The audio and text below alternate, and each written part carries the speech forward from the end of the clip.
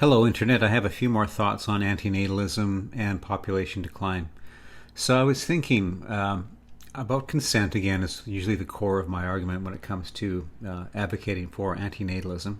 Or in my last video I mentioned maybe a better name for it would be pro-responsibility. But let's say we've got a world population who's having children. That's what's happening now. So I ran this through ChatGPT. I asked Chat, what percentage of parents are abusive to their children, either psychologically or physically? It's about 30%. So I said, well, what would make a great parent then? Let's say a great parent is, or both parents would have to be like this, non-physically abusive, non-psychologically abusive. They'd have to have enough money to feed and clothe and maybe even give a higher education or a form of education to their child.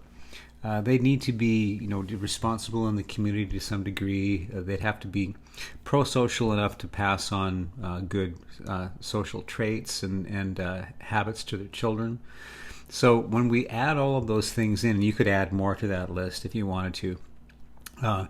There's only maybe about 10 to 15% of the population that would meet those requirements of being a great parent.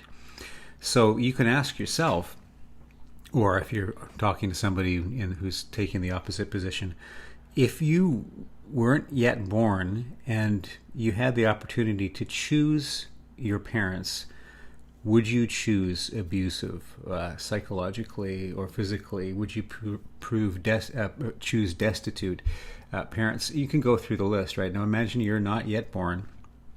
You don't have to be born. You can choose only the parents that you'd really like. You can really choose your adventure here. So if you don't want a tough existence, you wouldn't choose parents that don't meet your requirements. So in that case, if you think about the unborn, of course, they don't exist in that sense that there's a mind there. But if the agency was present that they could choose or not choose their next parents, most children would not choose to be born.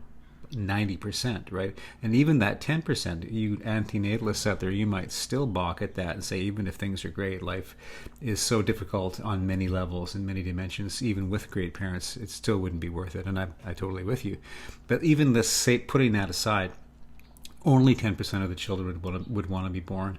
So that's the consent argument on the children's side, on the supply side, not on the demand side.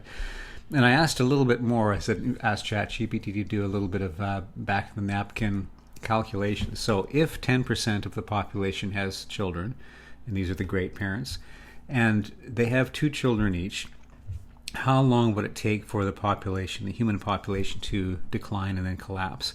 And it looks like it would be about 3 or 4 generations. So relatively quickly, due to being responsible and not having children unless you're in a position to have them, that's what we would hope humanity would do anyway. If that were the case, population would die out anyway within a few generations.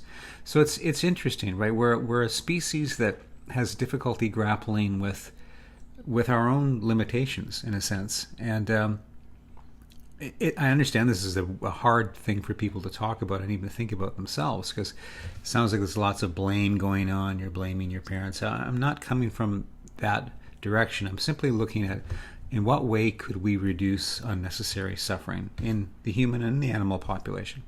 So that's what I have for you today. Thanks for listening.